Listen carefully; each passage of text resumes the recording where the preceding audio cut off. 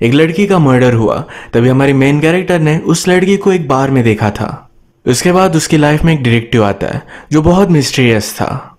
Hello friends, आज मैं आपको इन द कट ये हॉलीवुड मिस्ट्री मूवी एक्सप्लेन करने वाला हूँ। इस मूवी की खास बात यह है कि हर कैरेक्टर पर आप शक करते हो, तो अंत तक इस वीडियो को जरूर देखिएगा। अब बिना किसी देरी के एक्सप्लेनेशन स्टार्ट करते हैं। मूवी स्टार्ट होती है और हमारी मेन कैरेक्टर जिसका नाम है फ्रैनी, ये हमसे इंट्रोड्यूस होती है। फ्रैनी अपनी सिस्टर के साथ बात कर रही थी। अपनी सिस्टर का नाम है पॉलिन। फ्रैनी एक टीचर है। एक बार में अपने स्टूडेंट से वो मिलने वाली थी। पॉलिन को लगता है कि फ्रैनी का स्टूडेंट उसे लाइक करता है। फ्रैनी ने उससे कहा, मेरा हर स्टूडेंट मेरे साथ फ्लर्ट करता है, ये कोई अलग बात नहीं। इसके बाद फ्रैनी और उसका स्टूडेंट कॉर्नेलियस ये कुछ सब्जेक्ट पर बात कर रहे थे। थोड़ी देर में फ्रैनी नीचे टॉयलेट के लिए जाती है। तभी वहां पर एक आदमी और एक लड़की इंटीमेट हो रहे थे। उसे बहुत ही इंट्रिगिंग लगा तो ये देखने लग जाती है। फ्रैनी ने उस आदमी के हाथों पर एक टैटू नोटिस किया। उसे बहुत वक्त लगा था तो उसका स्टूडेंट यहाँ से चला गया। इस बार का बिल फ्रैनी को ही पे करना पड़ता है। अगले दिन वो स्टूडेंट फ्रैनी की क्लास में नहीं था। क्लास खत्म होने के बाद वो उसे उसके बाहर के पैसे दे देता है। फ्रैनी कहती है, क्लासेस में आया करो, ये बहुत ही इंपॉर्टेंट है। कॉर्नेलियस एक्चुअल में फ्रैनी को लाइक करता है, पर फ्रैनी अपने स्टूडेंट के साथ कोई भी रिलेशनशिप नहीं रखना चाहती। इसके बाद जब वो घर पर आए तो एक डिटेक्टिव उसका वेट कर रहा था। ये हमारा और एक मेन कैरेक्टर है, उसका नाम है मलॉय। अभी अभी फ्रैनी के अपार्टमेंट के सामने के गार्डन में एक लेडी की डेड बॉडी मिली थी। उसी की इन्वेस्टिगेशन करने के लिए मलॉय उसके घर पर आया हुआ था। उसे पूछता है, ये जिस रात मर्डर हुआ, ये तुमने कुछ सुना था? तुम्हें कुछ भी पता हो तो सब कुछ बता देना, छोटी छोटी डिटेल्स। फ्रैनी कहती है कि जनरली मैं अपनी विंडो ओपन कर सोती हूँ, पर उसे कुछ भी सुना ही नहीं दिया। यहीं पर ये दोनों जब बात कर रहे थे तभी फ्रैनी का एक्स बॉयफ्रेंड उसे उसके अपार्टमेंट के बाहर मिलने के लिए आया। बाहर से ही उसे एक मैसेज भी देता है।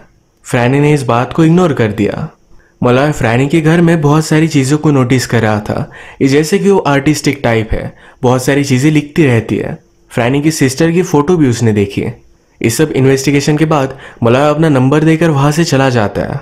फ्रैनी ने मलॉय के बारे में एक चीज नोटिस की थी, जो टैटू उस रात बार में इंटीमेट होते हुए आदमी के हाथ पर था। यही टैटू मलॉय के हाथ पर भी है। उसे लगता है कि शायद वो वही था। रात में उस आदमी को इमेजिन कर वो अपने आप को प्लीज करती है। अगले दिन जब फ्रैनी अपने काम पर जा रही थी तो मलॉय और उसका डिटेक्टिव फ्रेंड ये दोनों उसे रोक लेते हैं। उसे लेट हो रहा था तो उसे ड्रॉप करने वाले थे। मलॉय फ्रैनी से कहता है, जिस रात मर्डर हुआ तुम उस रात उसी बार में थी, क्या तुम्हें कुछ याद है? उन्हें क्रेडिट कार्ड बिल से ये इन्फॉर्मेशन मिली हुई थी। फ्रैनी कहती कि मुझे कुछ भी याद नहीं। मलॉय ने मर्डर की उसे सब कुछ फोटोज वगैरह दिखाए जो बहुत ही डेंजरस थे। फ्रैनी को कुछ भी याद नहीं आता। जिसका मर्डर हुआ था उसे अपने लाइफ में उसने कभी भी नहीं देखा था। जाते वक्त मलॉय फ्रैनी से कहता है, मैं तुम्हें फिगर आउट नहीं कर पाता, क्यों ना हम डेट पर चले? फ्रैनी ने भी इसके लिए हाँ कह दिया। वो फिर अपनी सिस्टर से मिलने के लिए आई। उसकी सिस्टर आज बहुत ही ज़्यादा डिस्टर्ब हो चुकी थी। एक्चुअल में उसका एक डॉक्टर के साथ अफेयर था, पर इस डॉक्टर की ऑलरेडी फैमिली थी। अब डॉक्टर की वाइफ को सब चीज़ें पता चली तो डॉक्टर पॉलिन को इग्नोर करने लग गया। पॉलिन ने डॉक्टर को कांटेक्ट करने की कोशिश की, पर डॉक्टर ने रिस्ट्रेनिंग ऑर्डर लगा दिया, उसे मिल नहीं सकती। इस ब्रेकअप के बाद वो टूट चुकी थी। फ्रैनी उसे सहारा देती है। कुछ दिनों पहले फ्रैनी का बर्थडे था तो पॉलिन ने उसे एक गिफ्ट दिया। एक ब्रेसलेट है जिस पर अलग अलग चीजें बनी हुई है। ये फ्रैनी को बहुत अच्छा लगता है। फ्रैनी ने पॉलिन को मलॉय के बारे में बताया तो पॉलिन कहती है, तुम्हें इस डेट पर जाना चाहिए। फ्रैनी भी फिर मलॉय के साथ बार में आ गए। मलॉय उससे पूछता है, तुम उस रात उस स्टूडेंट के साथ थे, क्या तुम्हारा बॉयफ्रेंड है? फ्रैनी कहती कि ऐसा कुछ भी नहीं। मलॉय ने उसे क्लियर कर दिया। कहता है, तुम्हें जो भी चाहिए वो बनने के लिए मैं रेडी हूँ। अगर तुम्हें बॉयफ्रेंड चाहिए तो बनने के लिए रेडी हो। अगर तुम सिर्फ टाइम पास चाहते हो तुम ये भी कर सकते हैं। फ्रैनी फिर इस सब्जेक्ट को चेंज कर दिया। उसे मलॉय का पार्टनर बहुत ही अजीब लगा था। उसके पास रियल गन नहीं तो वाटर गन लेकर फिरता है। मलॉय ने कहा, मेरे पार्टनर की वाइफ और उसमें झगड़ा हुआ था, वो कभी भी उसे मारता नहीं, पर उसकी वाइफ ने उसकी ट्रॉफीज को तोड़ दिया था। इनकी बात चल ही रही थी तो मलॉय का पार्टनर रिच वहां पहुंच गया। यहाँ इसी बार में एक और लड़की थी जो मलॉय को देख रही थी। तो रिच फ्रैनी के सामने मलॉय को कहता है कि वो तुम्हारे साथ इंटीमेट होना चाहती है। ये सब बातें फ्रैनी को अच्छी नहीं लगी। वो यहाँ से जाने लग गई। एली से गुजरते वक्त अचानक उस पर किसी ने हमला कर दिया। फ्रैनी जल्दी से जान बचाकर भागी और वो स्ट्रीट पर पहुंच गई। यहाँ पर एक टैक्सी की टकराने की वजह से उसे थोड़ी सी चोट आई, पर अब वो सेफ थी। जब वो घर पहुंची तो मोलाय उसके घर के सामने उसका वेट कर रहा था, उसे सॉरी बोलने के लिए आया हुआ था। जो भी हुआ, फ्रैनी ने उसे सब कुछ चीजें बताई।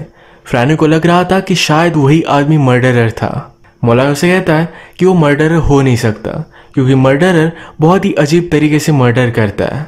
इसकी डिटेल्स में वो नहीं जाना चाहता, क्योंकि ये बहुत ही घटिया होती है। मोलाय ने फ्रैनी से कहा कि मुझे बताओ कि उसने तुम्हें किस तरीके से पकड़ा हुआ था। ये दोनों एक्ट करते हैं, तभी मोलाय उसे टच करने लग गया। फ्रैनी और वो फिर इंटीमेट हो जाते हैं।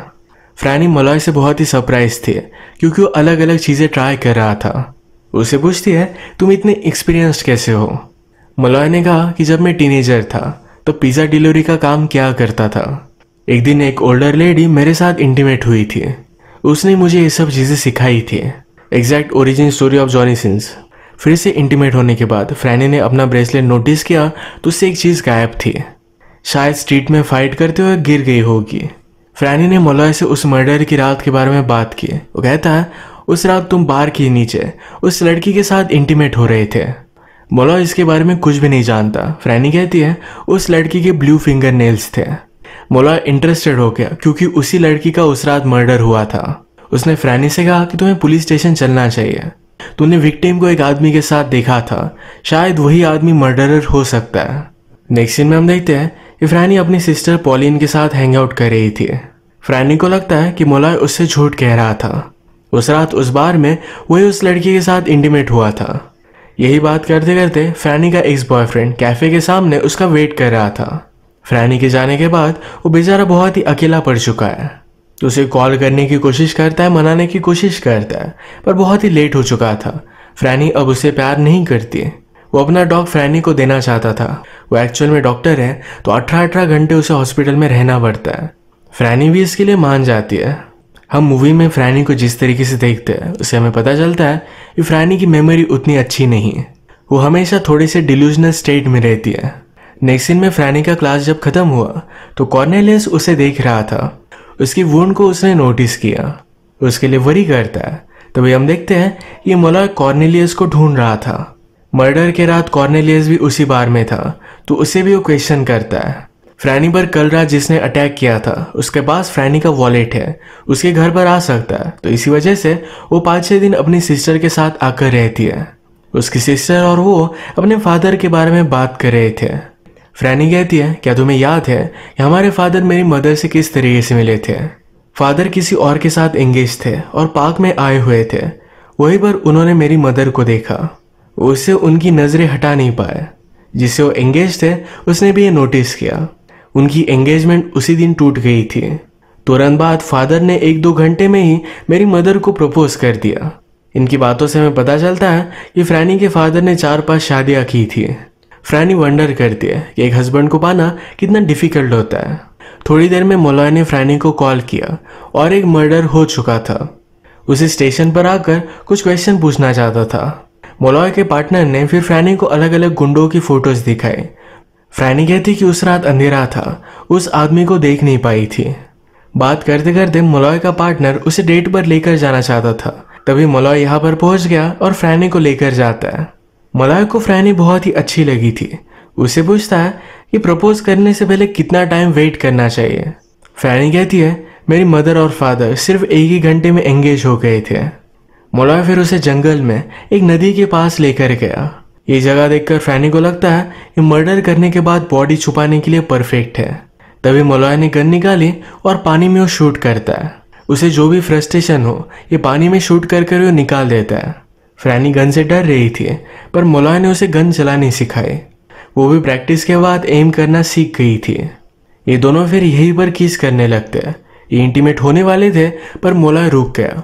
वो कहता है, दिन रात मेरे माइंड में उसी मर्डर के ख्याल चल रहे हैं, वैसे अपने माइंड से निकाल नहीं पाता। इसके बाद फिर ये दोनों एक कैफे में आए। एक्चुअली मोलाय को ऑलरेडी डिवोर्स हो चुका था और अपने बच्चों के पास उसे कुछ दिनों के लिए जाना था। फ्रैनी को लगता है कि उससे वो पीछा छुड़वाने की कोशिश कर रहा है। मोलाय उसे समझाता है कि मेरे और मेरी वाइफ में कुछ भी नहीं है। जब मेरा और उसका डिवोर्स हुआ तो मैं बर्बाद हो गया था। उसके बाद बड़ी मुश्किल से मैंने अपने आप को खड़ा किया है। इन सब बात से फ्रैनी डिस्टर्ब हुई और वैसे ही घर पर आई।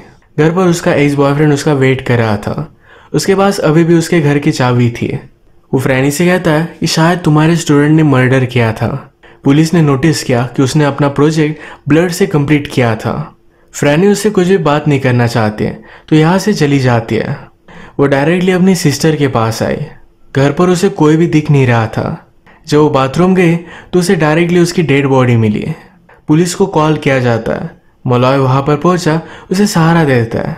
फ्रैनी उससे कहती है कि जब मैं छोटी थी तो एक दिन मेरे फादर मुझे सिटी में छोड़कर चले गए थे। 5 दिनों तक मुझे कोई भी ढूंढ नहीं पाया था। ये सब बात जब मैंने फ्रैनी से कही तो उसने मुझसे कहा था कि मुझे इस अपॉर्चुनिटी का फायदा उठाना चाहिए था, जरा एंजॉय करना चाहिए था।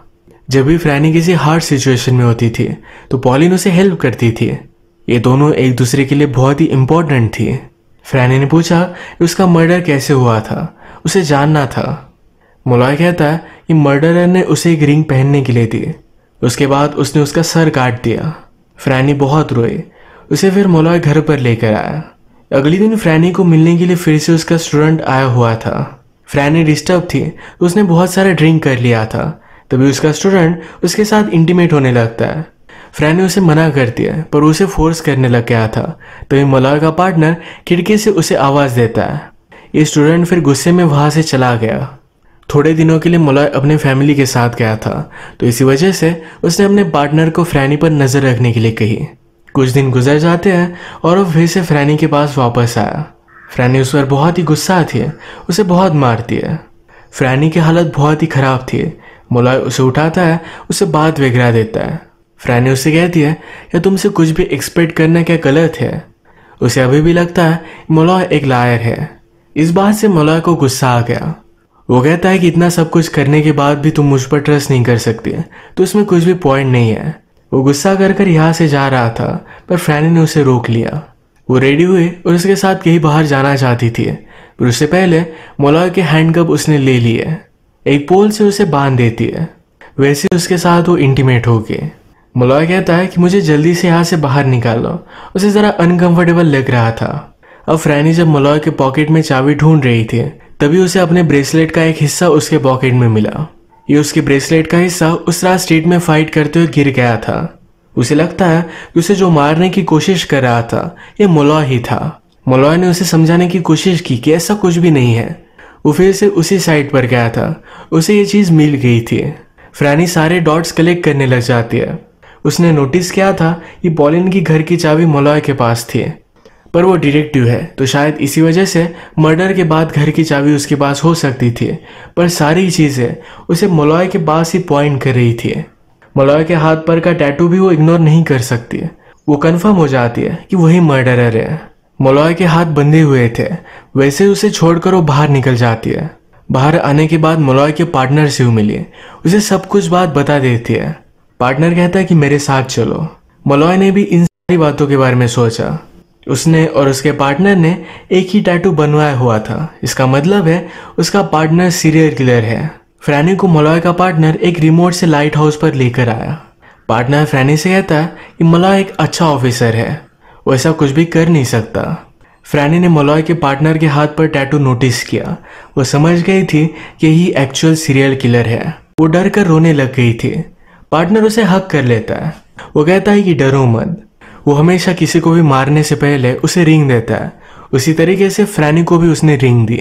फ्रैनी को अचानक से याद आया कि उसके पास जो मॉलॉय का जैकेट है उसमें उसकी गन है।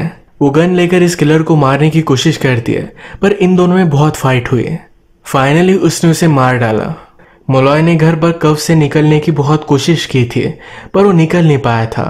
फ्रैनी घर पर आई और उसे गले लगा लेती है। वो अब उस पर पूरी तरीके से ट्रस्ट करती है। यही पर ये मूवी एंड हो गई। अगर आपको एक्सप्लेनेशन अच्छा लगा तो प्लीज़ इसे लाइक कर दीजिएगा। मैं बहुत सारी मूवीज़ लेकर आता रहता हूँ तो प्लीज़ इस चैनल को सब्सक्राइब कर दीजिए और बेल नोटिफिकेशन आइकॉन दबाना मत भूलिएगा। हम फिर से मिलेंगे और एक नई मूवी के साथ। तब तक के लिए थैंक यू और आप अपने आप का ख्याल रखिए।